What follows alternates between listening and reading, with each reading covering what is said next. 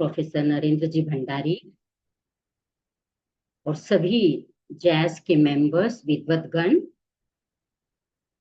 आज अत्यंत हर्ष का विषय है कि सन्मति तरह प्रकरण का जो लंबा 20 लेक्चर्स में स्वाध्याय चल रहा था, आज हम उसको संपन्नता की ओर ले जा रहे हैं। आज हम चर्चा करेंगे आचार्य सिद्ध सेन का जैन दर्शन और जैन न्याय को क्या योगदान है in the light of Sanmatitar Prakaran, contribution of Acharya Siddha Sen to the world of Jain philosophy and logic.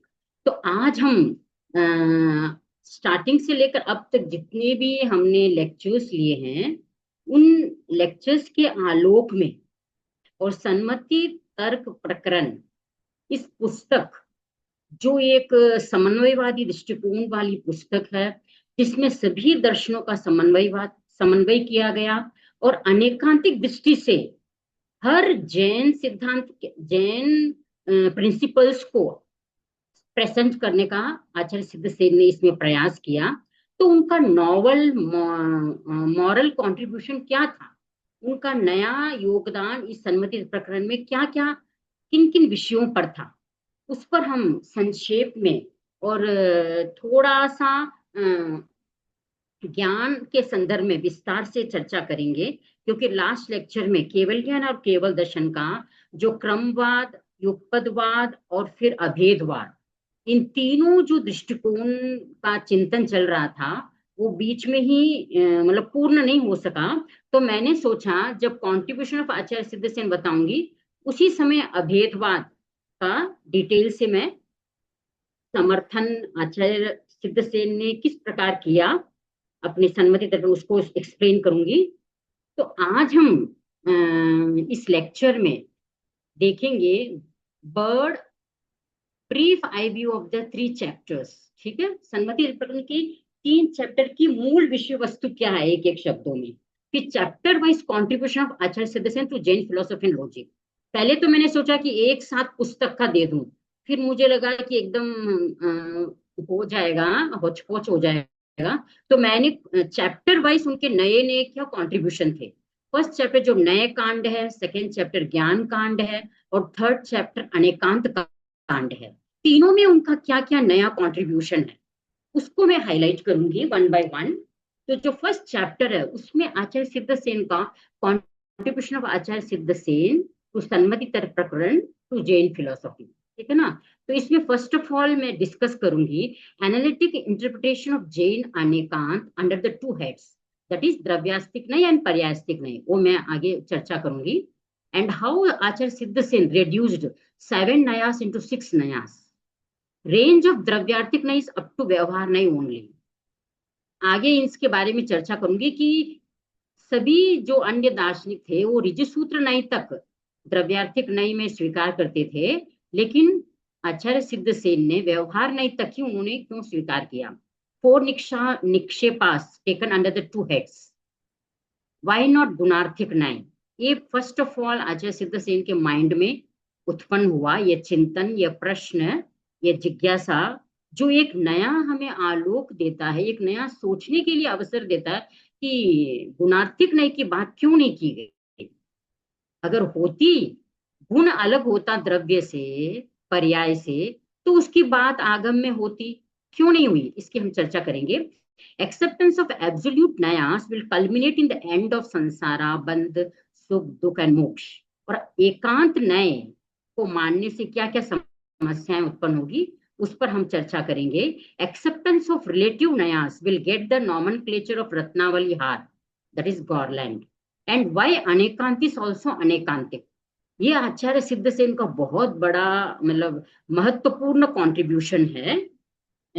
इस ग्रंथ के माध्यम से उन्होंने अनेकांत को भी अनेकांतिक माना है।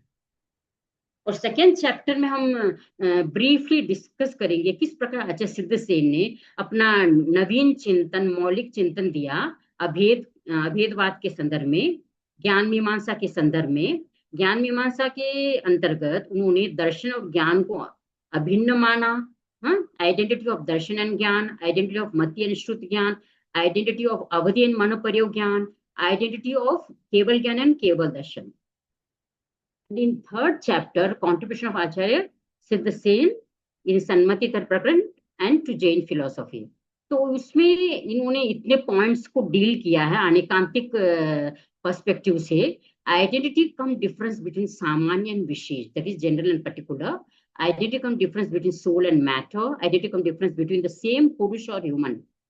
Identity come difference between the Dravya, Gun and Paryay. Identity come difference between the Utpad, Vyay, Dravya, origination, destruction and permanence. Wide implication of Anekant philosophy. यहाँ पे आचार्य सिद्धसेन ने जैन दर्शन का जो महत्वपूर्ण सिद्धांत है उसका एप्लीकेशन कहाँ कहाँ हो सकता है उस पर हाईलाइट किया है. एग्जाम्पल्स और दृष्टांत ऑफ अनेकांतिक पर्सपेक्टिव. और अनेकांतिक पर्सपेक्टिव को हाईलाइट करने के लिए उन्होंने जो दृष्टांत दिया, it is really mind blowing.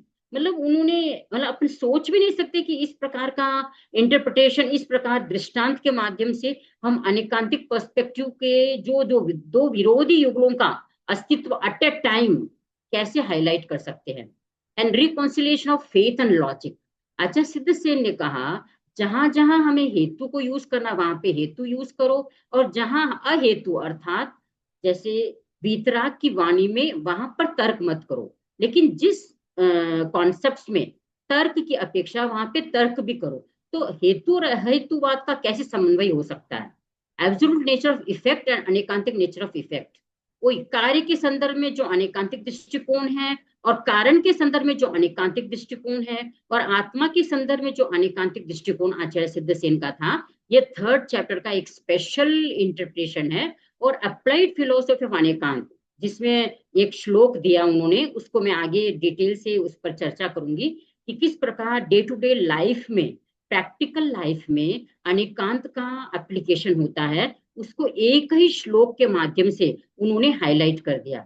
आप सभी जानते ही होंगे, ऐसे में लेक्चर के बीच में कभी कभी मंगलाचरण में मैंने उसी का किया है. जैन विना लोकस्य व्यवहारो सब्वहान निबद्धई तस् भुवनेक गुणो नमो अनेगंतवायस्य, नमो अनेगंतवायस्य.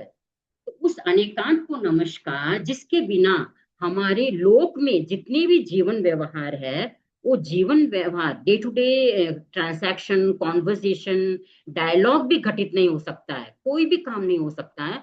यहां तक उन्होंने इंपॉर्टेंस दे दिया है, अनेकांत का प्रैक्टिकल एप्लीकेशन बता दिया है. तो आज हम चर्चा करेंगे फर्स्ट ब्रीफ इंट्रोडक्शन, ब्रीफ मतलब इंट्रोडक्शन ऑफ 3 चैप्टर्स. उसमें क्या क्या उन्होंने डिस्कस किया है. First chapter explains about the importance and features of Nayavad, Anekantavad and Saptabhangi Nayavad, with critical analysis for understanding Jain philosophical concepts. Second chapter highlights Siddhasen, who was regarded as the advocate of Abhedvad of Gyan and Darshan. Okay.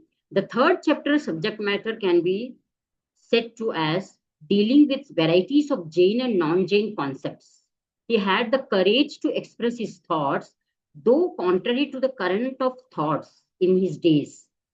Actually कारण और कार्य के संदर्भ में, उत्पाद व्यय द्रव्य के संदर्भ में, द्रव्य गुण और पर्याय, इन दोनों के संदर्भ में, भेदा भेद के संदर्भ में उन्होंने अन्य दार्शनिकों का किस प्रकार जैन दर्शन के साथ समन्वय किया, किस प्रकार वो जो जावया नय जावया वैनपया तावया हुंति नय वाया, उस श्लोक के माध्यम से किस प्रकार जितने भी वचन के प्रकार है सारे नए हैं.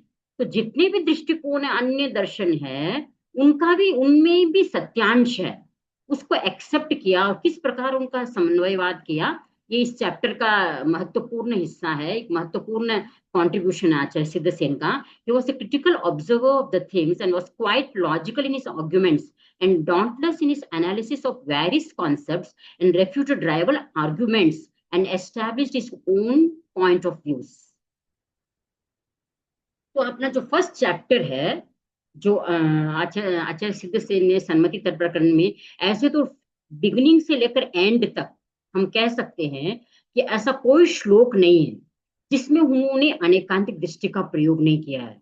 मैं सोचती हूँ, मैं जहां तक मैं दर्शन के ग्रंथों को मैंने अध्ययन किया है, चाहे वो प्रमाण मीमांसा है, प्रमेय कमल मार्तंड है, जैन सिद्धांत दीपिका है, तर्क भाषा है, तर्क संग्रह है, सांख्य दर्शन है, न्याय दर्शन है, सांख्य सूत्र है, सांख्य कारिका है, ठीक है ना. इन सबको स्याद्वाद मंजरी है, भिक्षु न्याय करने का है, इन सब ग्रंथों को पढ़ा तो मुझे ऐसा लगा कि सबसे बड़ा अपीलिंग ये ग्रंथ लगा कि इन्होंने हाईलाइट कर दिया कि 32 आगमों में जो भगवान की वीतराग, भगवान की वाणी है, उसको हम अनेकांत के आलोक के बिना समझ ही नहीं सकते। अगर आप अनेकांतिक कॉन्टेक्स्ट वहां पे नहीं लगाएंगे, सापेक्ष दृष्टिकोण नहीं लगाएंगे, द्रव्य क्षेत्र काल भाव, द्रव्यास्ति नहीं, पर्यार्थिक नहीं, निश्चय नहीं, व्यवहार नहीं, शब्द नहीं, अर्थ नहीं, जहां जिसकी अपेक्षा है, अगर नए दृष्टि को अकॉर्डिंगली नहीं लगाएंगे तो हमें आगम की कोई भी लाइन, कोई भी गाथा वो क्लियर नहीं हो सकती है। उसका जो तात्पर्यार्थ है, उसका जो हृदय है, वह समझ में नहीं आ सकता है। यह इन्होंने इस ग्रंथ के माध्यम से हाईलाइट किया है कि जिन वचन, जो जिन वाणी है, उसका हर वचन अनेकांत से अनुस्यूत है। ऐसा कोई भी वचन नहीं है जिसमें एकांगित, मतलब एकांतवादी चिंतन है या एकांतवादी दृष्टिकोण है। अगर हम कोई भी लाइन आगम की है, चाहे कोई भी दर्शन की है, इस ग्रंथ को पढ़ने के बाद मेरे को एक नया इंसाइट मिला है कि भाई अनेकांत के आलोक में अगर हम हर लाइन को समझते हैं तो हमें कहीं भी कोई अड़चन नहीं आती है, कहीं कोई रुकावट नहीं आती है, कहीं कोई डाउट नहीं आता, कहीं कोई संशय नहीं आता, और एकदम आगे से आगे क्लैरिटी होती जाती है। तो ये आचार्य सिद्ध सेन ने जो अनेकांत जैन दर्शन का मूल सिद्धांत है, उसका जो हार्ट है, अनेकांत की आत्मा है न्याय, न्यायवाद। न्यायवाद ही अनेकांत का आधार है। ठीक है, तो उस आधार पर उन्होंने ये हाईलाइट किया कि अगर नए दृष्टि को समझ गए, इसका मतलब आप अनेकांत को समझ गए। अगर नए दृष्टि नहीं समझे तो आप अनेकांत को भी नहीं समझ सकते। अनेकांत क्या है? मल्टीपल पर्सपेक्टिव्स है, और नए क्या है? इंडिविजुअल स्टैंड पॉइंट है। बट इंडिविजुअल स्टैंड पॉइंट को भी एक्सेप्ट करता है without negating the views of others.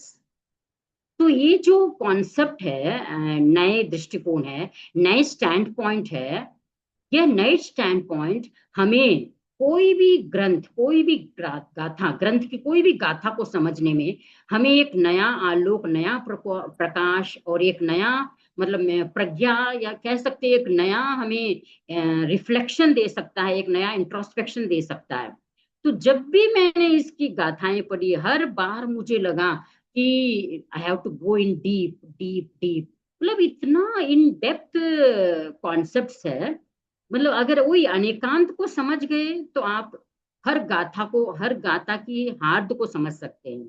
तो पहला जो, ऐसे तो स्टार्टिंग से लेकर एंड तक जितने भी कॉन्सेप्ट्स है, आचार्य सिद्ध सेन ने द्रव्यार्थिक नहीं और पर्यायार्थिक नहीं, जो आगम में उल्लेखित है, उसी न्याय का प्रयोग किया, और हर जगह उन दो नयों को ही हाईलाइट किया है। तिथयर वयन संगह विशेष पत्थार मूल वागरणी दव्वठियो य पज्जव नवो य शेषा व्यपासिम। A nominal Dravyarthik and the phenomenal Paryarthik, that is the analytical methods of inquiry, or the two fundamental methods, the two Nayas, that cover the general and particular viewpoints of things as stated by Tirthankaras.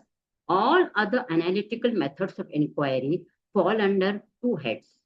कहने का तात्पर्य यही है कि वस्तु का जो स्वरूप है द्रव्य पर्यायात्मक है, तो वस्तु को समझने के लिए भी हमें द्रव्यार्थिक दृष्टिकोण और पर्यायात्मक दृष्टिकोण दोनों को लगाना पड़ेगा। तो जो भी वस्तु में जो सामान्य गुण हमें प्राप्त होते हैं, सामान्य जो भी लक्षण प्राप्त होते हैं, उन सबको द्रव्यास्तिक नय से हमें समझना होगा, और द्रव्यास्तिक नय की शैली से समझना होगा, और पर्यायार्थिक नय की शैली को, अब भेद को समझना है, पर्टिकुलर को समझना है, विशेष को समझना है, तो हमें भेद प्रधान दृष्टिकोण को अपनाना पड़ेगा। तो ये जो निक्षेपण प्रणाली है, तो कहां पर कौन सी टेक्निक अपनाना है, कहां पर द्रव्यार्थिक नहीं पर्यायार्थिक नहीं अपनाना है? वस्तु के संदर्भ में हमें द्रव्यार्थिक और पर्यायार्थिक नहीं को अप्लाई करना है, अध्यात्म के संदर्भ में हमें निश्चय नहीं, व्यवहार नहीं को अप्लाई करना है। और जब हम भाषा विज्ञान के संदर्भ में देखते हैं, लैंग्वेज फिलॉसफी के संदर्भ में देखते हैं, तो जहां पर हमें लैंग्वेज की सप्तभंगी या स्याद्वाद को समझना है, वहां पे शब्द नहीं और अर्थ नहीं, इन दोनों को लगाना पड़ेगा। तो इस प्रकार आचार्य सिद्ध सेन ने ये हाईलाइट कर किस टाइम पे, किस कॉन्टेक्स्ट में कौन से मतलब न्याय को लगाना है, ऐसे तो एक ही नहीं नहीं है, जावया वैन पया तावय हुंति नय वाया। ये उन्होंने क्लियर कर दिया, जितने वचन के प्रकार है, उतने नहीं है। जितने भी स्टेटमेंट है, जितने भी प्रपोजिशन है, जितने भी वचन के प्रकार है, वो सभी एक नए हैं, अर्थात सब में एक सत्यांश है, सब में नए अर्थात एक दृष्टि है। लेकिन नए क्या बोलता है, नयवाद क्या बोलता है? आप सभी जानते हैं, अनिराकृते वस्तु स्पर्श ग्राही प्रतिपत्तु अभिप्रायो नए है। मतलब अन्य वस्तु के अन्य धर्मों का निराकरण न करते हुए ज्ञाता का अभिप्राय, जिस नए को वो नए से देखना, दृष्टि से देखना चाहता है, उस नए से, उस नए को स्वीकार करते हुए अन्य नयों का निराकरण न करते हुए अपने जिस नए को जानने की जिज्ञासा है, उस नए को समझना है, दैट इज नए। हम आगे चर्चा करेंगे। आगे आचार्य सिद्धसेन ने ये जो निक्षेप है, उसको आचार्य सिद्धसेन ने जो द्रव्य, नाम, स्थापना और द्रव्य और भाव निक्षेप, इन चारों को दो नय के अंतर्गत डाला है। नामम ठवना दव्येत्ति एस दब्बठ्यस्य निक्षेवा भावावपज्जवठ्यस्य परुवना एस परमत्था। अर्थात नाम, स्थापना और द्रव्य, name, picture, that is sthapna, and potentiality, or the varieties of nikshep which are applicable to dravyastic, and bhav includes under its paryastic name।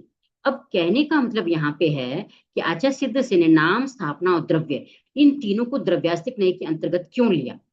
ठीक है ना। किसी का नाम के ना वो राजा ना हो, फिर भी उसका नाम राजा हो सकता है। ठीक है ना। लक्ष्मीपति हो, गरीब हो, लेकिन उसका नाम लक्ष्मीपति हो सकता है। ठीक है ना। ये द्रव्यार्थ पिक्चर, और राजा की पिक्चर को देखकर कहना कि भाई ये वही राजा है।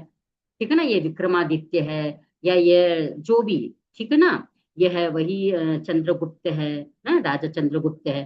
तो पिक्चर के आधार पर हम किसी की स्थापना करते हैं, या यही भगवान महावीर की मूर्ति है, या तीर्थंकर की मूर्ति है। ठीक है ना। और द्रव्य, और भविष्य में तीर्थंकर बनने वाले हैं, या अतीत में कोई तीर्थंकर हुए हैं, ये सब क्या है, द्रव्य निक्षेप के अंतर्गत आते हैं। और भाव निक्षेप क्या है, पर्यायस्तिक नय के अंतर्गत आता है। जो वर्तमान पर्याय है और भावी अनेक पर्याय होने वाली है, वो प्रतिक्षण की जो पर्याय, वो भाव पर्यायस्तिक नय के अंतर्गत आएगी। अब आचार्य सिद्धसेन का एक नया कॉन्ट्रीब्यूशन था। आगम में भी 7 नय की चर्चा आई है, और उत्तरवर्ती जितने भी आगमेतर साहित्य है, व्याख्या साहित्य है, सब में 7 नयों की चर्चा आई है। लेकिन आचार्य सिद्धसेन ही ये पहले आचार्य हुए हैं जिन्होंने आगम की बात को सुरक्षित रखते हुए, आगम वाणी को सुरक्षित रखते हुए 7 नयों को 6 नयों के अंतर्गत समाहित कर दिया। दब्बठ्य नय पयड़ी सद्दा संघ परुवना विसवो पडिरूवे पुनवयनत्थ निच्छो तस्य व्यवहारो। The fundamental nature of Dravyastic in its extreme form is what is called Sangranay, and limited generalizations as regards particular things come under the head of Vyavharnay। अब यहाँ पे आचार्य सिद्धसेन ने कहा कि नैगम नय इसे कहते हैं भेदा भेद ग्राही नैगम है। भेद और अभेद दृष्टिकोण, इन दोनों को, सामान्य और विशेष, इन दोनों को ग्रहण करने वाला जो दृष्टिकोण है, जो नय है, वह नैगम नय है। और संग्रह नय क्या है, अभेद ग्राही संग्रह है। अभेदवादी दृष्टिकोण पर टिका हुआ जो है, वह है संग्रह नय। और व्यवहार नय किसे कहते हैं, भेदग्राही व्यवहार है। जो भेद को ग्रहण करता है, केवल वस्तु में विशेष धर्मों को ग्रहण करता है, वह व्यवहार नहीं है। तो आचार्य सिद्धसेन ने कहा कि जब संग्रह नय के द्वारा अभेद का ग्रहण हो जाता है, व्यवहार नय के द्वारा भेद का ग्रहण हो जाता है, तो अलग से एक साथ नैगम, जो भेदा भेदग्राही नैगम, ये जो है, इसको स्वीकार करने की क्या अपेक्षा है? और नय अपने आप में एक दृष्टिकोण को ही स्वीकार करता है। तो नैगम नय में तो दोनों ही बातें आ गई, सामान्य विशेष भेद अभेद। तो उन्होंने इसको ऐसे कहा कि एक्स्ट्रा मान लिया, या पुनरुक्त दोष मान लिया कि नैगम के बाद जो संग्रह नहीं और व्यवहार नहीं, उसी का रिपीटेशन है, तो रिपीटेशन क्यों करे?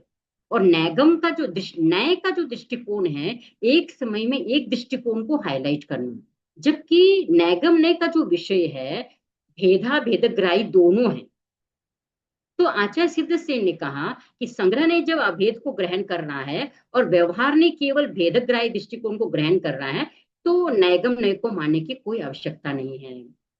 नेक्स्ट ये कॉन्सेप्ट है सब डिविजन ऑफ ऋजुसूत्र नय। अब तक जितने भी दार्शनिक और जितने भी दर्शन रहे, उन्होंने 7 नयों के अंतर्गत ऋजुसूत्र तक जो 4 नय है उनको द्रव्यार्थिक नय के अंतर्गत माना, और जो शेष नय है समभिरूढ़ एवं भूत शब्द नय आदि, उनको व्यवहार नय के अंतर्गत स्वीकार किया। व्यवहार नय आचार्य सिद्धसेन ने यहाँ पे ये क्यों किया? मूल निमेनम अज्जवनयस्य उज्जुसूय वयन विच्छेदो तस्सौ सद्दा ईया साहा साहा सुहुम भेया। अब यहाँ पे ऋजुसूत्र नय is the very foundation of पर्यास्तिक नय। शब्द and other minor nayas are of 4 subtle varieties of ऋजुसूत्र, its branches and twigs। उन्होंने कहा या उन्होंने ऋजुसूत्र नय को एक वृक्ष माना, ठीक है। वृक्ष की शाखा है शब्द नय, और शब्द की और प्रशाखा है समभिरूढ़, और समभिरूढ़ की भी एक प्रशाखा है एवं भूत नय। तो उन्होंने व्यवहार नय तक द्रव्य का विषय माना, और ऋजुसूत्र जो वर्तमान केवल वर्तमान पर्याय को ग्रहण करने वाला है। एक्चुअली आचार्य सिद्धसेन बहुत डीप में गए, उन्होंने एकदम तार तार कर दिया नए दृष्टिकोण को, जब उन्होंने कहा कि वर्तमान पर्याय ग्राही ऋजुसूत्र है, केवल वर्तमान पर्याय को ग्रहण करने वाला जो दृष्टिकोण है वह ऋजुसूत्र है, तो फिर इसको हम द्रव्यास्तिक न्याय के अंतर्गत कैसे ले सकते हैं? तो ये तो पर्यास्तिक न्याय का ही अंग होना चाहिए। ऐसा सोचकर उन्होंने ऋजुसूत्र को पर्यास्तिक न्याय के अंतर्गत लिया। शब्द समभिरूढ़ एवं भूत ये 3 तो ऑलरेडी पहले से ही व्यवहार न्याय के अंतर्गत थे, पर्यास्तिक न्याय के अंतर्गत थे। और प्रत्येक न्याय को और डीपर सूक्ष्मतर माना, ये भी एक उनका एक नया कॉन्सेप्ट था, जो हमें अन्य दर्शनों में इतना मतलब क्लियरली विद दृष्टांत प्राप्त नहीं होता है। अब थर्ड कॉन्सेप्ट है, उन्होंने जो गुणार्थिक न्याय का मुद्दा उठाया, वह क्यों उठाया, दोनों न्यायों में यथार्थता कैसे आती है, उसका स्पष्टीकरण किया। अब आचार्य सिद्धसेन कह रहे हैं कि जो न्याय वैशेषिक दर्शन है, वो गुण द्रव्य में जो गुण है वो अलग रहते हैं, ठीक है ना, और समवाय संबंध से वह गुण आकर पदार्थ या वस्तु के साथ चिपकते हैं। तो ये जो कॉन्सेप्ट था कि गुण वस्तु का अभिन्न अंग नहीं है, बाहर से आया हुआ है, ये जो कॉन्सेप्ट है, इस संदर्भ इस आलोक में आचार्य सिद्धसेन ने कहा नय तय्यो अत्थि नवो नय सम्मतम न तेसु परिपूर्णम जेन दुवे एगंता विभज्यमाना अनेगंतो। अब आचार्य सिद्धसेन ने कहा पूरे द्वादशांग में 32 आगमों में कहीं भी द्रव्यार्थिक नय और पर्यार्थिक नय के अतिरिक्त किसी भी नय की कोई चर्चा नहीं आई, ठीक है ना। द्रव्य गुण पर्याय, हम ये तीनों की बात करते हैं, द्रव्यार्थिक नय की बात आती है, पर्यार्थिक नय की बात आती है, पर भगवान ने वीतराग ने गुणार्थिक नय की बात की नहीं। इसका मतलब क्या है? गुण द्रव्य का अभिन्न अंग है, उसको अलग ही नहीं कर सकते। आत्मा है, आत्मा का गुण क्या है? चैतन्य है। पुद्गल का गुण क्या? स्पर्श रस गंध वर्ण, स्पर्श रस गंध वर्णवान पुद्गल है। तो ये जो द्रव्य के जो अभिन्न गुण है, उसको हम अलग नहीं कर सकते। आत्मा का गुण चैतन्य है, तो ये जो भी अग्नि का उष्णता है, जल का शीतलता है, जो मूल गुण ना वह त्रिकाल में अलग नहीं हो सकता है।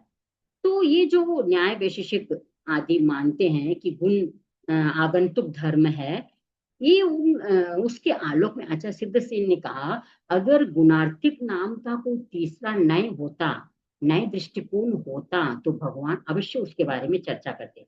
तीसरा ऐसा कोई नय है ही नहीं, उन 2 नयों में यथार्थता का समावेश नहीं होता, ऐसा भी नहीं है।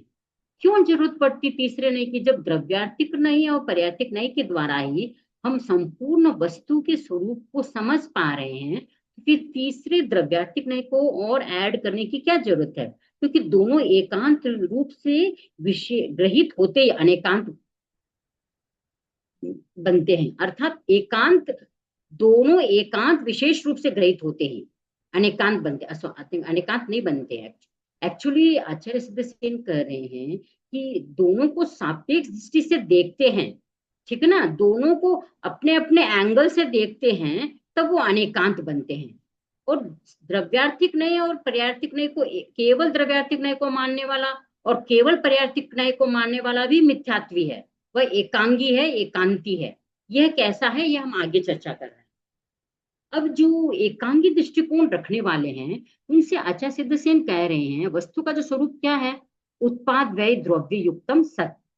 जो उत्पाद व्यय और द्रव्य से युक्त है वह सत्य है, वस्तु है या रियलिटी है, पदार्थ है, तत्व है, ठीक है ना। उसका स्वरूप यही है कि वह उत्पाद व्यय द्रव्य युक्त है।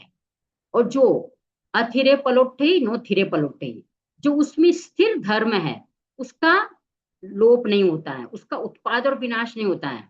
अथिरे पलुट्टोई न थिरे पलुट्टोई, जो स्थिर धर्म है, द्रव्य धर्म है, आत्मा का, द्रव्य का जो चैतन्य धर्म है वह कभी नष्ट नहीं होगा। उद्गल का जो स्पर्श रस गंध वर्ण धर्म है वो कभी भी नहीं होगा, वो स्थिर गुण है।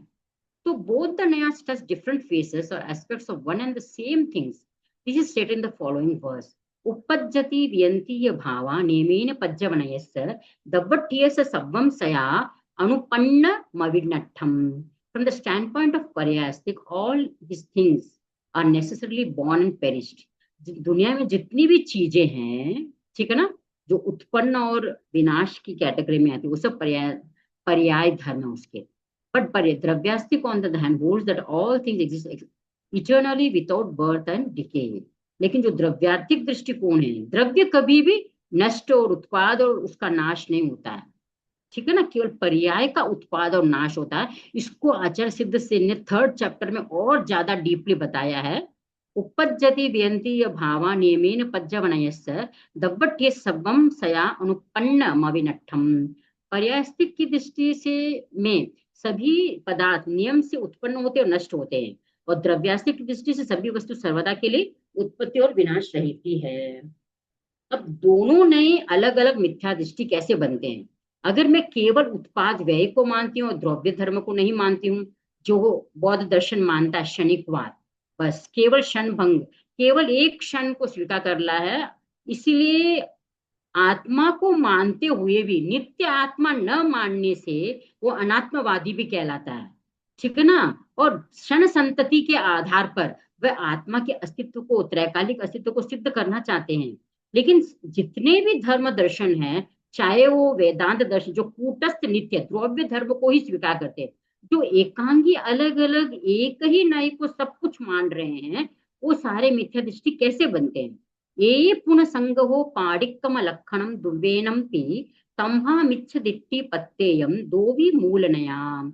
ये उत्पाद व्यय स्थिति तीनों एक दूसरे के साथ मिलकर के ही रहते हैं, अतः दोनों नयों का भी अलग अलग विशेष सत्य का लक्षण नहीं होता, इसलिए दोनों मूल नय अलग अलग मिथ्या दृष्टिकोण है। अगर हमें सत्य का संपूर्ण लक्षण समझना है तो उत्पाद व्यय जो कूटस्थ नित्य या जो नित्य, ये जो केवल नित्य या केवल अनित्यता को जो स्वीकार करते हैं, वो सारे एकांगी मिथ्या दृष्टिकोण है, और सत्य का लक्षण उससे नहीं घटित हो सकता है, न ही किसी प्रकार का अर्थ क्रियाकारित्व है। Functional utility of any object can not occur without the 3 things, उत्पाद व्यय एंड द्रव्य।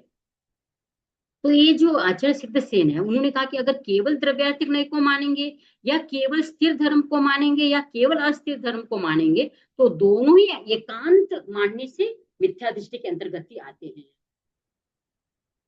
अब अगर हम केवल एकांगी दृष्टिकोण रखेंगे, केवल क्षणिकवाद में जो बौद्ध दर्शन मानता है, केवल नित्यवाद जो वेदांत दर्शन मानता है, और जो न्याय दर्शन परिणामी मतलब कुछ कारण रूप में तो नित्य मानता है, कार्य रूप में अनित्य मानता है कुछ कुछ चीजों को।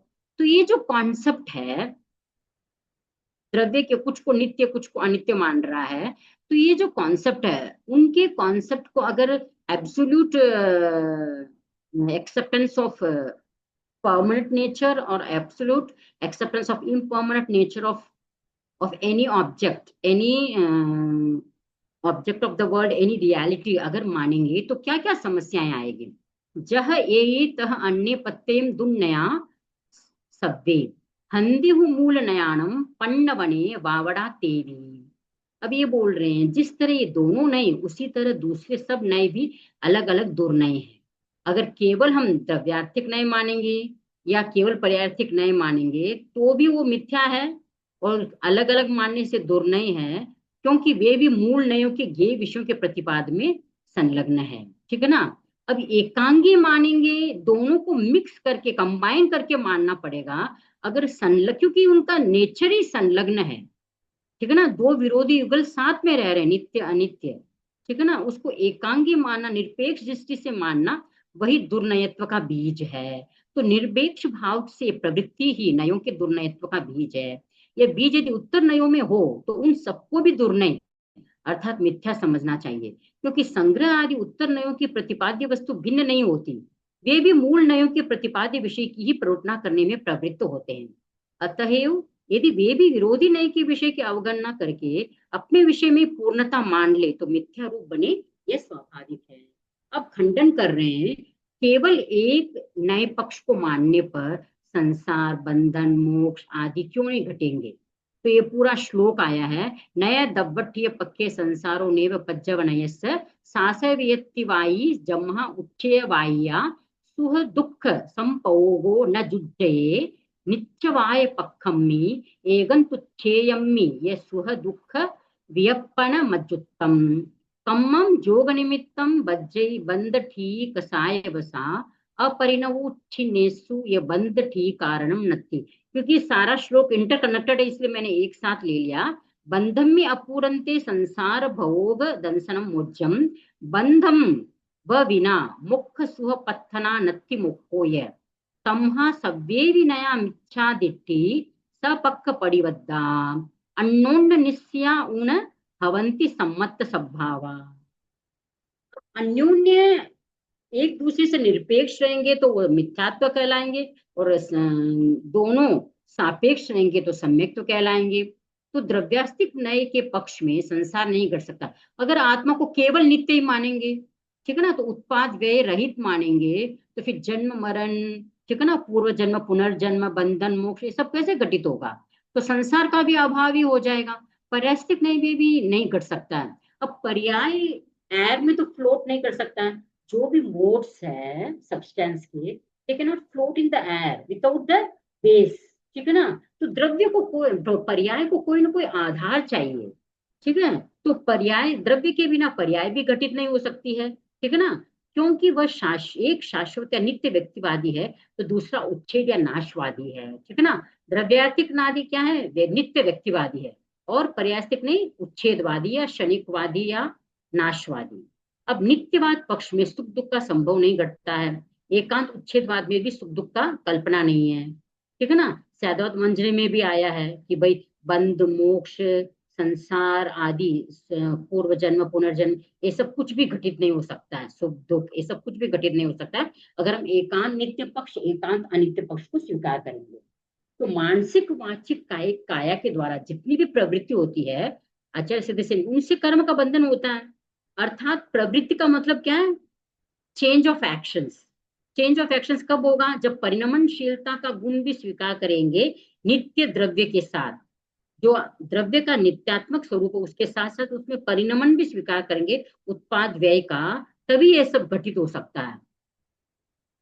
कषाय के कारण बद्ध कर्म स्थिति निर्मित होती है, परंतु मात्र अपरिणामी मात्र क्षण नष्ट में बंध स्थिति का कारण ही नहीं है। तो बंधन ही नहीं होगा तो लंबे समय तक स्थिति का कोई विषय ही नहीं बनता है। ठीक है ना, अपरिणामी और क्षण नष्ट होगा तो स्थिति, क्षण नष्ट में स्थिति नहीं बनेगी।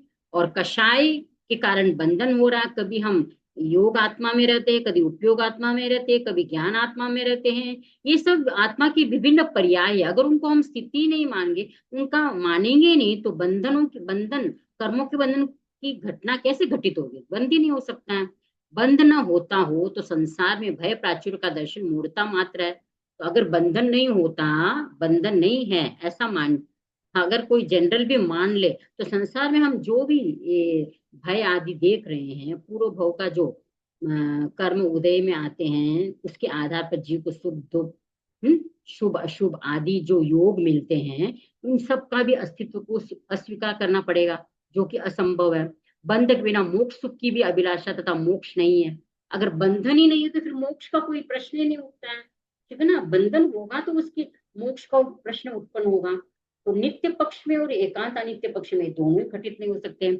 अतः मात्र अपने अपने पक्ष में संलग्न सभी नहीं मिथ्या दृष्टि है, अर्थात केवल अपने मत को ही सही मानना और उसी को सब कुछ मानना, वस्तु का स्वरूप मानना, यह नए जो दृष्टिकोण है वह मिथ्या दृष्टि है। परंतु ये ही नहीं, यदि परस्पर सापेक्ष हो तो सम्यक नए बनते हैं, अर्थात दुर्नय की जगह सुनय बनते हैं। अब आचार्य सिद्ध सेन ने ये बताया कि जो विभिन्न दृष्टिकोण हैं, अगर वो अलग अलग अपने मतों को मतभेद मानते रहेंगे तो फिर क्या स्थिति बनेगी, ठीक है ना। सारे एकांगी दृष्टिकोण वाले मिथ्या दृष्टिकोण वाले माने जाते हैं, एकांगी चिंतन वाले, एकांत आग्रह वाले, ठीक है ना। तो ये जो मत का आग्रह है, अपने मत का आग्रह है, वही हमें जो वस्तु को ऑब्जेक्टिवली समझने में बाधक बनते हैं। अगर हमें वस्तु को ऑब्जेक्टिवली समझना है, ठीक है ना, वस्तुवादी दृष्टिकोण से समझना है, तो हमें तटस्थ दृष्टिकोण को अपनाना होगा। तो ये आचार्य सिद्ध सेन कह रहे हैं, अगर भिन्न भिन्न दृष्टिकोण वाले दृष्टिकोण है तो वो क्या है, बिखरे हुए मोती की तरह है, और वो ही समन्वय कर ले कि भाई हाँ, किसी अपेक्षा से वस्तु नित्य भी है, द्रव्यार्थिक नहीं की अपेक्षा से वस्तु नित्य है, पर्यार्थिक नहीं वस्तु की दृष्टि से वस्तु अनित्य है। सापेक्ष दृष्टिकोण के द्वारा हर कथन को अगर समझने का प्रयास करे तो जो बिखरे हुए मोती है वही एक धागे में, अनेकांत रूपी धागे, दृष्टिकोण रूपी धागे में अगर पिरो लिए जाए तो वह रत्नावली का नाम पाता है, नामकरण पाता है। जह पुनः ते चैव मणि, जहाँ गुण विशेष भाग परिबद्धा, रैनावलित्ति भन्नई जहन्ति पाडिक सन्नाऊ, तह सव्ये नैवाया जहानुरूव विनिवुत्तवत्तव्वा सम्मदंसन सद्दम लहंती न विशेष सन्नाओ। अब आचार्य सिद्धसेन कह रहे हैं, जिस तरह अनेक लक्षण और गुण वाले वैडूर्य आदि रत्न बहुत मूल्य होने पर भी बिखरे हुए हो तो रत्नावली या हार का नाम नहीं पाते, उसी तरह सभी ने अपने अपने पक्ष में अधिक निश्चित होने पर भी आपस में एक दूसरे के साथ निरपेक्ष हो तो सम्यक दर्शन का व्यवहार नहीं पा सकते हैं। और जैसे ही वे मणि डोरे में खास खास भाग करके उसके अनुसार पिरोए जाए तो रत्नावली कहलाते हैं और अपना भिन्न भिन्न नाम छोड़ देते हैं, वैसे सभी नए वाद यथोचित रूप से सुसंकलित होकर व्यवस्थित अर्थ वाले हो तो सम्यक दर्शन व्यवहार पाते हैं, विशेष संज्ञा नहीं पाते। और रत्नों का हार पना जैसे सूत्र में पिरोए जाने पर और विशिष्ट प्रकार की संयोजना पर अवलंबित है, वैसे ही नए वादों का सम्यक दृष्टिपना उसकी परस्पर अपेक्षा पर अवलंबित है। अब आचार्य सिद्धसेन यहाँ पे अनेकांत के बारे में बता रहे हैं। यह जो सूत्र है, इस सूत्र ने मुझे बहुत गहराई से अनेकांत को समझने का मतलब एक समझ आलोक दिया है, ठीक है ना। पहले में अनेकांत मतलब भिन्न भिन्न दृष्टिकोण, भिन्न भिन्न दृष्टिकोण मतलब सभी दृष्टिकोण को रेस्पेक्ट करना चाहिए, है? जिस कॉन्टेक्स्ट में जिस का व्यू अच्छा है, प्राइमरी है, उसको हमें पहले ज्यादा मुख्यता, जिसमें ज्यादा प्रॉफिट है उसके व्यू को इम्पोर्टेंस देना चाहिए, जिसके व्यू को अगर अप्लाई करें तो कम प्रॉफिट होगा, या व्यवहार रिलेशनशिप में कोई बाधा आएगी, रिश्तों में मतलब कोई टकराव आएगा या रिश्तों में समरसता नहीं रहेगी। तो अनेकांत को मैंने उस दृष्टि से एंगल से समझा था। बट जब मैंने एक्चुअली क्या, मुझे अनेकांत जो शब्द है, वह अनेकांत शब्द की जो आत्मा है, अनेकांत को समझने के लिए हमें वस्तु के त्रैकालिक स्वरूप को समझना होगा। अगर वस्तु के त्रैकालिक स्वरूप को नहीं समझेंगे तो हमें अनेकांत भी समझ में नहीं आएगा। तो इस गाथा के माध्यम से मुझे अनेकांत का जो अतीत, वर्तमान और अनागत तीनों काल की जो पर्याय है वह अनेकांत है। What is object? Object as such हम उसको एक्सप्लेन ही नहीं कर सकते। क्यों नहीं कर सकते हैं? क्योंकि जो वस्तु वर्तमान में हमारे सामने है, कोई भी, जैसे तीर्थंकर की मूर्ति है, ठीक है ना, अतीत में भी थी वो, वर्तमान में भी है, भविष्य में भी रहेगी। लेकिन उसमें जो वेर एंड टेयर है वो प्रतिक्षण चल रहा है, ठीक है ना। और अनंत भविष्य में अनंत पर्याय संभावना है, संभावित है। अतीत की अनंत पर्याय बीत चुकी है, वर्तमान कालीन पर्याय हमारे सामने है। तो जब भविष्य के अनेक प्रकार की पर्याय और संभावित है, अतीत की अनेक पर्याय बीत चुकी है जो हमारे ज्ञान का विषय नहीं है, तो हम एज सच वस्तु को, ऑब्जेक्ट को, जो वस्तु किसे कहते हैं, अनंत अतीत कालीन पर्याय, वर्तमान कालीन पर्याय प्लस भविष्यकालीन पर्याय, तीनों का जो समवाय है दैट इज ऑब्जेक्ट। तो ये जो त्रैकालिक वस्तु का जो अस्तित्व है, वस्तु का जो स्वरूप है, उसको अगर हम समझ गए, इसका मतलब है कि हम अनेकांत को समझ गए। अनेकांत का मतलब है कि हम कोई भी इंसिडेंट वर्तमान में हमारे सामने घटित हो रही है, तो उस इंसिडेंट के पीछे क्या कारण था, और भविष्य में इस इंसिडेंट का क्या इम्पैक्ट आएगा लाइफ में, या इसका क्या फ्रूशन होगा, इसका क्या फल प्राप्त होगा, क्या निष्पत्ति प्राप्त होगा, ये सब भविष्य के गर्त में है। तो हम किसी भी इंसिडेंट के बारे में, किसी कॉन्टेक्स्ट के बारे में, किसी घटना के बारे में एज सच एग्जैक्टली नहीं कह सकते कि यह वस्तु यही है, इस घटना में इस व्यक्ति का दृष्टिकोण ही सही है, या यह घटना, इस घटना का मॉरल यही होना चाहिए, इस घटना से एक ही लेसन प्राप्त होता है। नहीं, हर एक घटना से, हर एक कथन से, हर एक बात में अनेक प्रकार के इंटरप्रिटेशन हो सकते हैं, क्योंकि अनंत अतीतकालीन संभावनाएं हैं उसमें इंटरप्रिटेशन के, अनंत भविष्यकालीन संभावनाएं हैं उसमें इंटरप्रिटेशन के, ठीक है ना।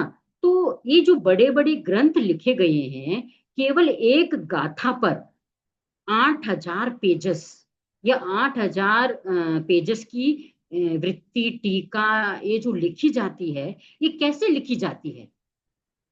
ये जो पूर्वधर हुए हैं, या जो भी अनुभवी बहुश्रुत या गीतार्थ मुनि, या गीतार्थ बहुश्रुत साधु या साध्वी हुए हैं, उन्होंने ये जो ग्रंथों के एक ही अक्षर पर जो उन्होंने इन डेप्थ भिन्न भिन्न वे से इंटरप्रेट किया है, तो ये सब इंटरप्रिटेशन कैसे आता है।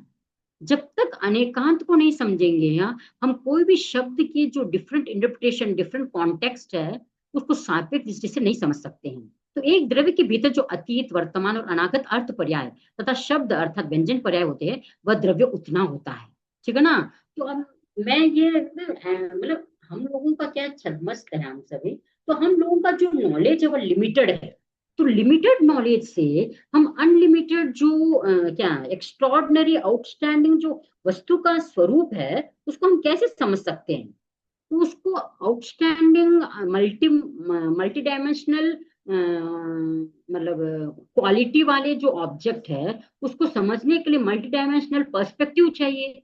तो उस पर्सपेक्टिव के लिए हमें यह सत्य को स्वीकार करना पड़ेगा कि भाई अनेक इस वस्तु के बारे में मुझे एक पर्याय का ज्ञान है, या 10 पर्याय का ज्ञान है, या 15 पर्याय का ज्ञान है, 20 पर्याय का ज्ञान है, लेकिन उसमें अनंत पर्याय बीत चुकी है, भविष्य में अनंत संभावनाएं हैं। अगर मैं जो मेरे मन में जो जिस पर्याय को समझने का दृष्टिकोण है उसी को सब कुछ मानूंगी, तो वह अनेकांत नहीं होगा, तो रिश्तों में दरार आती है, तो आपस में अंडरस्टैंडिंग कम्युनिकेशन गैप आता है, ठीक है ना। वायलेंस की स्थिति बनती है, संघर्ष की स्थिति बनती है, कॉन्फ्लिक्ट की स्थिति बनती है। तो मतलब कॉन्फ्लिक्ट ऑफ मतलब आज तक संस्कृति और सभ्यता में जो भी उतार चढ़ाव आया है, मुझे लगता है lack of understanding of anekant, अनेकांतिक पर्सपेक्टिव। अगर अनेकांतिक पर्सपेक्टिव होता, न कोई इतना युद्ध होता, न कोई महाभारत होता, न कोई रामायण होता, न कोई जितने भी युद्ध हुए, first war, second world war, जितने भी हुए, ये कुछ नहीं होते, क्योंकि उन्होंने एक ही एंगल से सोचा। अभी भी वो जो उक्रेन और उसका हुआ, वो भी एकांगी दृष्टिकोण का ही परिणाम है। तो फर्स्ट चैप्टर में हमने देखा कि किस प्रकार आचार्य सिद्ध सेन ने इन सारे नॉवल कॉन्ट्रीब्यूशन के बाद में बारे में चर्चा की है। भंडारी जी आगे कंटिन्यू करूं या कैसे करें, क्योंकि।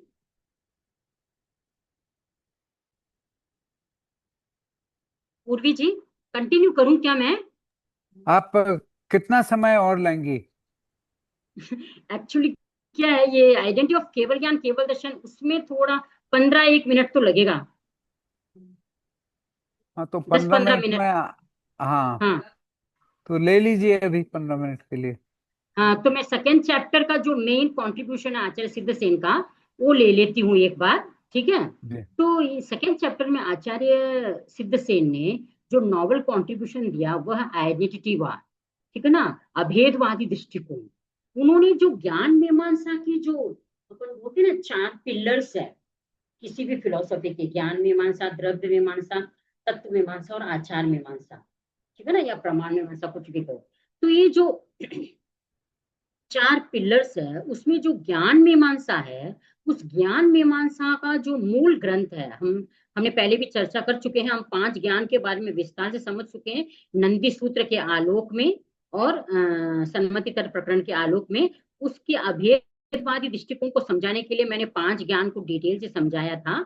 तो किस प्रकार आचार्य सिद्ध सेन ने आगम की बात को सुरक्षित रखते हुए अपना जो मौलिक चिंतन है तर्क वितर्क के आधार पर, उन्होंने दर्शन और ज्ञान, मति ज्ञान और शुद्ध ज्ञान, और अवधि ज्ञान और मनोपरिज्ञान, दोनों में अभिन्नता को स्वीकार किया। तो अब ये जो पहला कॉन्सेप्ट है दर्शन और ज्ञान, ये एक कॉन्सेप्ट, ऐसा कॉन्सेप्ट है कि दर्शन मीन्स जनरल कॉग्निशन, और ज्ञान क्या है, स्पेशल कॉग्निशन, ठीक है ना, पर्टिकुलर कॉग्निशन। तो ये जो हमें कोई भी ऑब्जेक्ट, जैसे बच्चा है जो कोई भी चीज को देखता है, व्हाट इज दिस, कुछ है, बस जनरल कॉग्निशन होता है, ये क्या है, ठीक है ना, कॉग्निशन, जनरल कॉग्निशन होता है, कुछ पदार्थ है, वो क्या है कुछ भी नहीं मालूम। और नेक्स्ट जब हम और डीपर जाते हैं ज्ञान में, हमें उसी पदार्थ का विशेष बोध होता है। तो आचार्य सिद्ध सेन ने कहा, जो ज्ञान का क्रमिक विकास है, जो नॉलेज गेनिंग की जो प्रोसेस है, प्रोसीजर है, सीक्वेंस है, उसमें पहले दर्शन होगा फिर ज्ञान होगा, ठीक है ना, ये जो बात मानते हैं। लेकिन जब हम general day to day life में देखते हैं कि दर्शन और ज्ञान एक साथ हो रहा है, हम अलग, ये जो टाइम गैप है वो हमको मालूम ही नहीं पड़ता है। तो इन दोनों को अलग मानने की जरूरत क्या है, ये दोनों ही ज्ञान के अभिन्न अंग है। दर्शन और ज्ञान के बिना हमें किसी भी वस्तु का ज्ञान नहीं होगा। पहले देखेंगे फिर नॉलेज होगा ना, देखेंगे ही नहीं तो नॉलेज कैसे होगा किसी चीज का। तो ये this is not essential to consider as दर्शन as different as knowledge as different ना। ज्ञान, दर्शन और ज्ञान दोनों ज्ञान के मूल स्रोत है, ठीक है ना। जब हम वेस्टर्न फिलोसफी को देखते हैं तो वहां पे जब जॉन लॉक, बर्कले और ह्यूम, ये जो 3 वेस्टर्न फिलोसफर्स हुए हैं, उन्होंने cognition, what is cognition, what is knowledge, what is the source of knowledge, what are the limitations of knowledge, what is the ultimate goal of knowledge, इन सब के बारे में चर्चा की है। उसमें भी उसमें भी उन्होंने चर्चा की है कि भाई सेंस एक्सपीरियंस, और एक नेक्स्ट दिया कि भाई इंटेलेक्ट, दोनों ही ज्ञान ज्ञान के स्रोत है। सेंस एक्सपीरियंस जनरल कॉग्निशन हो गया, और जो इंटेलेक्ट है वो पर्टिकुलर कॉग्निशन हो गया। तो दोनों ही अभिन्न अंग है। जब कांट ने समन्वयवाद किया कि भाई experience and intellect both together leads to the cognition, ठीक है ना, sense experience and intellect, reasoning mind, दोनों होंगे तभी कॉग्निशन होगा। अब नेक्स्ट है मति ज्ञान और श्रुत ज्ञान, ठीक है ना। जो ये दोनों ही ज्ञान क्या है, 5 इंद्रियों और मन के द्वारा होते हैं, इसलिए दोनों को ही आचार्य सिद्ध सेन ने अभिन्न मान लिया। दो मानने की क्या जरूरत है, जबकि उनको दो नहीं मानने का कारण उनका यही था कि दोनों इंद्रिय और मन सापेक्ष ज्ञान है, इसलिए मैं इन दोनों को अभिन्न मान रहा हूं। और दर्शन और ज्ञान को उन्होंने अभिन्न इसीलिए माना कि ये दोनों ही ज्ञान ज्ञान के अभिन्न अंग है। और कॉग्निशन ऑफ कॉर्पोरियल ऑब्जेक्ट्स, ये जो मनोपरिज्ञान और ये जो मनोपरिज्ञान और केवल ज्ञान है, उसका भी अभेदवाद उन्होंने स्वीकार किया। क्यों स्वीकार किया, क्योंकि दोनों ही ज्ञान में हमें मूर्त पदार्थों का ही बोध होता है। आत्मा के द्वारा डायरेक्ट हमें मूर्त पदार्थों का हम ज्ञान करते हैं, एक में तो मूर्त पदार्थ और एक में मनोवर्गणा की जो पुद्गल है, जो मूर्त है, द्रव्य मनो मन के जो पुद्गल है, उसके आधार पर हम नॉलेज करते हैं, इसलिए दोनों अभिन्न है। ठीक है ना। दोनों जो को ऑब्जेक्ट ऑफ साधन जिनके द्वारा हम ये मति ज्ञान शुद्ध ज्ञान हो रहे हैं, अवधि ज्ञान मन ज्ञान हो रहे हैं, उस साधन के आधार पर उन्होंने स्वीकार के दोनों ही आत्मा के द्वारा डायरेक्ट होने वाले नॉलेज है, मन और अवधि ज्ञान, और केवल मूर्त को ही अपना विषय बनाते हैं, तो उन्होंने इसको अभिन्न मान लिया। अब ये जो केवल ज्ञान केवल दर्शन है, उसको अभिन्न मानने के पीछे उनका क्या कॉन्सेप्ट था। एक्चुअली आचार्य सिद्ध सेन के टाइम में दो विचारधाराएं पहले से ऑलरेडी थी, क्रमवादी विचारधारा और युगपतवादी विचारधारा। तो उन्होंने अभेदवादी जो विचारधारा है ये सामने क्यों लाई, इस कॉन्सेप्ट को लाने का कारण क्या था। ठीक है ना। ये दो कॉन्सेप्ट सामने क्यों आए, क्योंकि आचार्य सिद्ध सेन चाहते थे इन दोनों का जो लंबे समय से क्रमवाद और युगपतवाद में डिबेट चल रहा है, इसको कहीं ना कहीं रिकॉन्सिलिएशन करना पड़ेगा। ठीक है ना। अब हर आचार्य अनेकांत दर्शन को समझने वाला था, फिर भी जो श्वेतांबर परंपरा के आचार्य है उन्होंने क्रमवाद को एम्फसाइज दिया, और जो दिगंबर परंपरा के जो आचार्य उन्होंने युगपतवाद को एम्फसाइज दिया। अब क्वेश्चन रेज होता है, संघर्ष लड़ाई कब होती है, जब दोनों में से कोई ना कोई एक एकांगी होगा। अब जब हम जानते हैं कि दिगंबर भी अनेकांतवादी है, दृष्टिकोण को मानता है, और श्वेतांबर भी अनेकांतवादी दृष्टिकोण को मानता है, तो फिर संघर्ष या कलह का हेतु क्या है, क्यों इसमें लंबा विवाद चल रहा है कि भाई केवल ज्ञान केवल दर्शन एक साथ हो रहा है या क्रम से हो रहा है।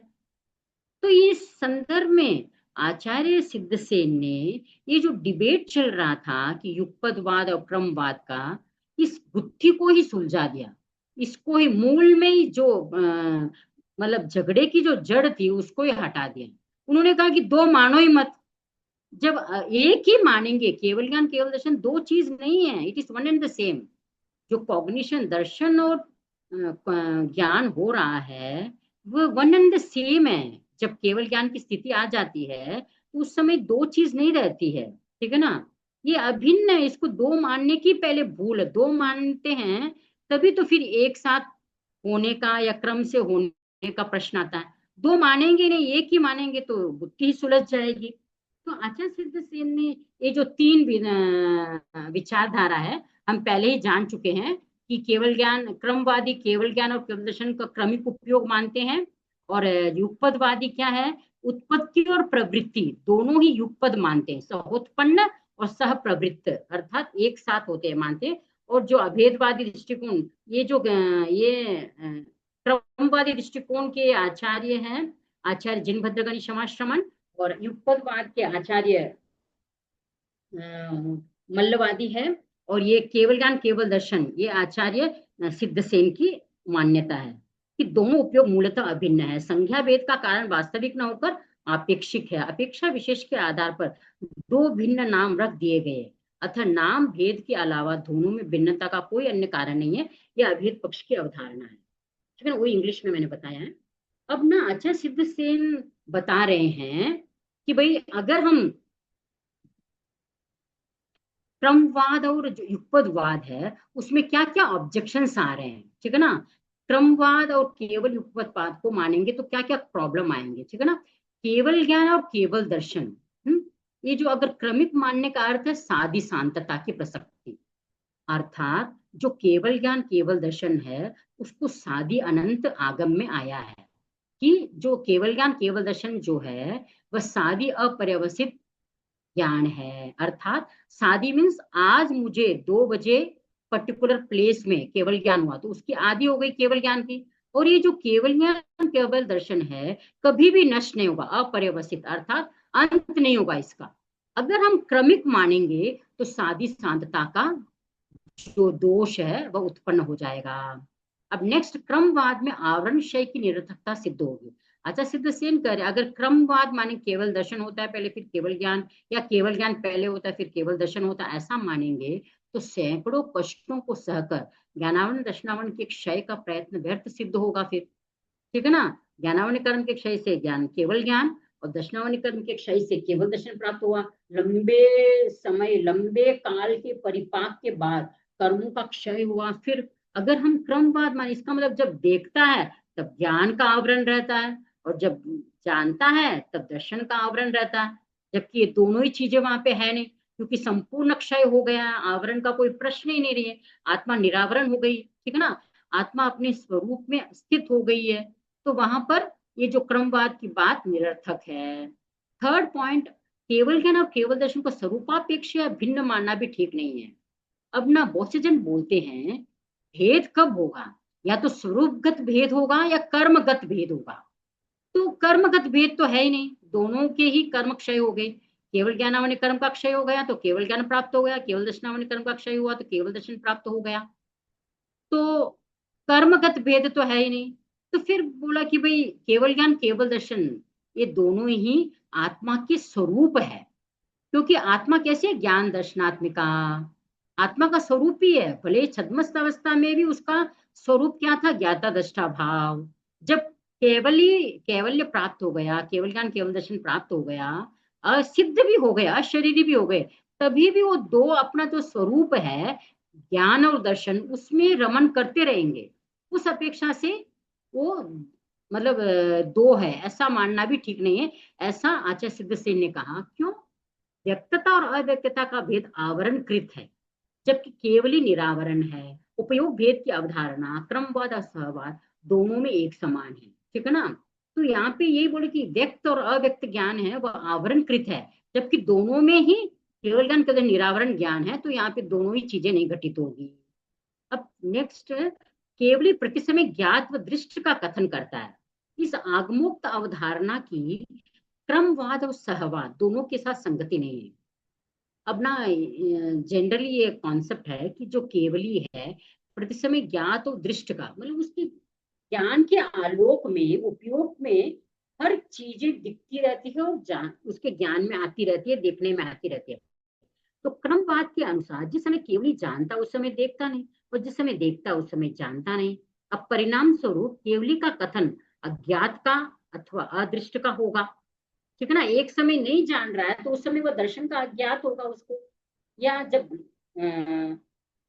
ज्ञान का अज्ञात होगा, अगर दर्शन नहीं करे तो अदृष्ट होगा वह एक समय। इस तरह युगपदवाद में एक साथ प्रवृत्ति होने पर भी दोनों के विषय की मर्यादा है। युगपदवाद बोल रहे कि भाई केवल ज्ञान के दर्शन एक साथ हो रहा है, फिर भी दोनों की जो विषय वस्तु उसका भी एक लिमिटेशन है। वह मर्यादा सामान्य विशेष रूप से विभक्त होने से जो अंश ज्ञात होगा वह दृष्ट नहीं होगा। अगर दर्शन के द्वारा केवल सामान्य का बोध मान रहे हैं अगर युगपद वाले, और दर्शन ज्ञान के द्वारा विशेष का, तो ये जो एक लिमिटेशन कर दिया उन्होंने, विभक्त कर दिया है, सामान्य विशेष का एक साथ बोध हो रहा है उनको, या जो दृष्ट होगा वह ज्ञात नहीं होगा। इस प्रकार दोनों ही पक्षों में केवली में अज्ञात अदृष्ट भाषण की उत्पत्ति आपत्ति समान है, ठीक है ना। जब वो बोलेगा तो या तो ज्ञात विषय के बारे में या दृष्ट विषय के बारे में, तो दोनों के भाषण के समय में दोनों में आपत्ति आएगी। नेक्स्ट, उपयोग की भिन्नता दोनों पक्षों को मान्य है। अब ना दोनों बोल रहे हैं कि उपयोग तो केवली भी लगा रहा है, चाहे ज्ञान का उपयोग लगा रहा है चाहे दर्शन का उपयोग लगा रहा है। ऐसा मानने का अर्थ है केवली अज्ञात अंश का दृष्टा, अदृष्ट अंश का ज्ञाता होता है। एक एक भाग दोनों ही उपयोगों का विषय नहीं बनता। ऐसी स्थिति में केवली में सर्वज्ञत्व और सर्वदर्शित्व कैसे घटित होगा। अब यहाँ पे ये बात आ रही है, अगर उपयोग की भिन्नता मानेंगे ना, तो जब सर्वज्ञ जब जानेगा तब देखेगा नहीं, जब देखेगा तब जानेगा नहीं। तो ये जो सर्वज्ञ तो सर्वदर्शिता कैसे घटित होगी, एक समय में वो सर्वज्ञ है और दूसरे समय में सर्वदर्शी नहीं है, और एक समय में सर्वदर्शी है दूसरे समय सर्वज्ञ नहीं है। तो ये निरर्थक है, ये घटित नहीं हो सकता है। तो ये जो क्रमिक बात है वो बात घटित नहीं हो सकती है। ये जो अज्ञात अंश का दृष्टा और दृष्ट अंश का ज्ञाता ये बात कही है कि भाई जितनी भी चीजें नॉलेज है उनके कॉग्निशन में तो सब क्लियर, क्रिस्टल क्लियर होता है, एकदम सर्टन नॉलेज होता है उनको। तो यथार्थ ज्ञान हो रहा है उसमें तो कोई डिफरेंस का कोई प्रश्न ही नहीं है। केवल ज्ञान केवल दर्शन दोनों अनंत है, ठीक है ना। इन्फिनिट टाइम पीरियड तक वो रहेंगे, कभी भी त्रिकाल में एक बार केवल ज्ञान केवल दर्शन प्राप्त होगा तो उसका अंत नहीं होगा। तो क्रमवाद सहवाद दोनों के द्वारा स्वीकृत ज्ञान और दर्शन की स्वतंत्रता के कारण उपयुक्त शास्त्रीय कथन असंगत हो जाएगा, क्योंकि अनाकार ग्राही दर्शन साकार ग्राही ज्ञान की अपेक्षा नियमित परिमित विषय वाला है। तो ये आचार्य सिद्धसेन करेंगे भाई दोनों ही मतवादों के संदर्भ में ये बात आएगी। वे दर्शन को अगर आप अनाकार ग्राही मानेंगे और ज्ञान को साकार ग्राही मानेंगे, तो साकार ग्राही ज्ञान से जो दर्शन अनाकार ग्राही दर्शन है वह परिमित विषय वाला हो जाएगा, जबकि केवली अपरिमित विषय का ज्ञान, अपरिमित विषय को अपना ज्ञान का विषय बना सकता है। अभी एक छद्मस्त का जो उपयोग है उसमें तो भेद हो सकता है दर्शन और ज्ञान का, लेकिन ये जो केवली का जो उपयोग है उसमें इस उपयोग की भिन्नता को अगर स्वीकृत किया जाए तो आवृत अनावृत उपयोग की भेद रेखा ही समाप्त हो जाएगी। ये आचार्य सिद्धसेन की मतलब का कथन है। तो अब इस प्रकार आचार्य सिद्धसेन युगपदवादी और जो क्रमवादवादी दोनों का खंडन कर रहे हैं और अभेदवाद की प्रस्थापना कर रहे हैं कि जिस प्रकार ज्ञानावरण के पूर्ण क्षीण हो जाने पर शेष ज्ञान केवल ज्ञान में विलीन हो जाते हैं, उसका स्वतंत्र अस्तित्व नहीं रहता, उसी प्रकार आवरण क्षय से निष्पन्न केवल ज्ञान केवल दर्शन दो भिन्न अवस्थाएं नहीं है, इसमें परस्पर अभेद है। जैसे किसी को चार ज्ञान है, मति ज्ञान, शुद्ध ज्ञान, अवधि ज्ञान, मनोपर ज्ञान, फिर भी उसको चतुर्ज्ञानी एक साथ कहते हैं, लेकिन एक समय तो वो उपयोग लगा नहीं रहा है। तो केवल ज्ञान केवल दर्शन एक साथ हो रहा है, भले उपयोग पर एक लगाए, दो एक समय में एक उपयोग लगाए, दूसरे में, लेकिन उसको नॉलेज तो हो गया है ना, संपूर्ण ओमनिशियंस नॉलेज, ओमनी प्रेजेंट नॉलेज हो ही गया है, ठीक है ना। फिर उसमें किसी प्रकार का भेद मानना क्या कोई सेंस नहीं है, दोनों में अभेद है। आचार्य सिद्धसेन अपने अभेदवाद की पुष्टि कर रहे हैं, वो बोल रहे केवली के एक ही उपयोग होता है और वह संपूर्ण जगत को प्रति समय सामान्य विशेष उभय रूप से ग्रहण करता है, अतः वही केवल ज्ञान है और वही केवल दर्शन है। जितना भी नॉलेज का नॉलेज होता है उसको एक साथ ही होता है, सामान्य विशेष का उभय ज्ञान एक साथ होता है, इसलिए एक ही उपयोग माने। मति श्रुत और छादमस्तिक ज्ञान शाय पश्चिम जन्य है, असर्वार्थग्राही है, सभी अर्थ को ग्रहण नहीं कर सकते हैं, इनमें परस्पर भेद भी हो सकता है। केवली का ज्ञान क्षय जन्य है, सर्वार्थक ग्राह्य है, सभी पदार्थों को एक साथ एट ए टाइम द्रव्य क्षेत्र काल भाव सर्व द्रव्य सर्व क्षेत्र सर्व काल सर्व भाव सब कुछ जानता है, उसमें क्रम अक्रम जैसा भेद ही नहीं हो सकता है। अतः केवली की सामान्य विशेषक ग्राह्य एक ही उपयोग मानना अधिक युक्ति संगत है। थर्ड, आगम ग्रंथों में केवली के संदर्भ में जो प्रयुक्त शब्द है, जम समयम जाने तम समय न पासे, आदि जो युक्तियां मतलब कथन जो आए हैं, पंडवना सूत्र है, भगवय व्याख्या प्रकृति सूत्र आदि में, वो युक्तियां शुद्ध केवली, अवधि केवली और मन प्रयोग केवली के लिए है। तो एक समय में जानता है, एक समय में देखता है, क्योंकि ठानम आदि आगम ग्रंथों में ही केवली के त्रिविध भेदों का निरूपण हुआ है। केवल ज्ञानी के परिप्रेक्ष्य में तो ज्ञान और दर्शन की भेद रेखा ही नहीं, वहां पे भेद रेखा हो सकती है छादमस्तिक ज्ञान में, शुद्ध केवली, अवधि केवली और मन प्रयोग केवली में, लेकिन केवल ज्ञानी में नहीं हो सकती है। दर्शन और ज्ञान में ज्ञान सदा दर्शन पूर्वक होता है, ज्ञाता स्वभावतः वस्तु को सामान्य रूप से ग्रहण करने के बाद विशेष के ग्रहण में प्रवृत्त होता है, लेकिन केवल ज्ञान की उत्पत्ति ज्ञान की अवस्था में ही होती है, तो वहां पे दर्शन की कोई बात ही नहीं है। ज्ञान के बाद दर्शन का क्रम आता है जो अस्वाभाविक है। अतः निश्चित रूप से यही मानना युक्ति संगत है कि केवली में ज्ञान दर्शन का भेद ही नहीं होता है। ये एकदम सही बात है भाई, जो केवल ज्ञान है वह साकार उपयोग की अवस्था में ही प्राप्त होता है, तो दर्शन उसका कोई रोल ही नहीं है, साथ में ही है, वो अलग नहीं है। केवल नियमित अस्पृष्ट पदार्थों को जानता देखता है, क्योंकि संपूर्ण जगत उसकी आत्मा से स्पृष्ट नहीं होता, अतः केवली का जगत विषय ग्रहण अस्पृष्ट का प्रत्यक्ष ग्रहण है। इस ग्रहण में विशेष पर्यायों की अपेक्षा ज्ञान और सामान्य धर्म की अपेक्षा दर्शन शब्द का प्रयोग होता है। अब आचार्य सॉरी, अब आचार्य प्रतिपाद्य उपयोग वस्तुतः एक ही है। अब लास्ट में बस केवली का ज्ञान सादी अनंत होता है, यह सादी अनंतता का कथन अभेद पक्ष में घटित हो सकता है। आगे मैं और डिटेल नहीं करूंगी। नेक्स्ट है, केवल ज्ञान और केवल दर्शन दोनों जीव से अनन्य अलग नहीं कर सकते, क्योंकि ज्ञान दर्शनात्मिका चेतना, चेतना क्या, चेतना के दो ही उपयोग है, ज्ञान दर्शनात्मिका, इस अनन्यत्व के आधार पर भी इन दोनों का एकत्व सिद्ध होता है। ये जो ज्ञान दर्शनात्मक जो पर्याय है चेतना की, वो दो चीज नहीं है, उसके अभिन्न अंग है। केवली का सदा ज्ञाता दृष्टा का रूप एकोपयोगवाद में ही सुरक्षित रह सकता है, ऐसा आचार्य सिद्धसेन का कथन है। और क्योंकि हम जानते हैं कि जैन दर्शन के अनुसार हर आत्मा परमात्मा बन सकती है। इसका मतलब जो आत्मा का जो शुद्ध स्वरूप है ज्ञाता दृष्टा भाव, ठीक है ना, भले ही चेतना अल्प विकसित हो या पूर्ण विकसित हो, लेकिन जो ज्ञाता दृष्टा भाव है, चेतना का जो मूल स्वरूप है, ज्ञाता दृष्टा गुण है, वह कभी भी नष्ट नहीं होगा। ठीक है ना। इवन निगोरिया के जीव में भी अक्षर का अनंतवा ज्ञान का भाव उद्घाटित ही रहता है।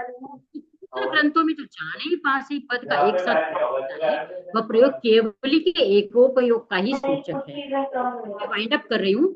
इस प्रकार आचार्य सिद्धसेन ने सन्मति तर्क प्रकरण के द्वितीय कांड में क्रमवाद और युगपदवाद का निरसन करते हुए अभेदवाद की स्थापना की है। उन्होंने ज्ञानावरण दर्शनावरण का युगपद क्षय मानकर भी युगपद उपयोग को अस्वीकार किया है। उनके अनुसार ज्ञान और दर्शन का उपयोग भेद मनोप्रयोग ज्ञान पर्यंत ही रहता है। कैवल्य की प्राप्ति के हो जाने पर दोनों में कोई भेद नहीं रहता। केवली में ज्ञान का या दर्शन एक ही बात है। सिद्धसेन की तार्किकता और सूक्ष्म ग्रहणशीलता विलक्षण थे। उन्होंने अपनी मेधा से जैन परंपरा में नवीन अवधान प्रस्तुत किए। उनकी स्वोपज्ञ विचारणाओं में एक विचार अभेदवाद का भी है।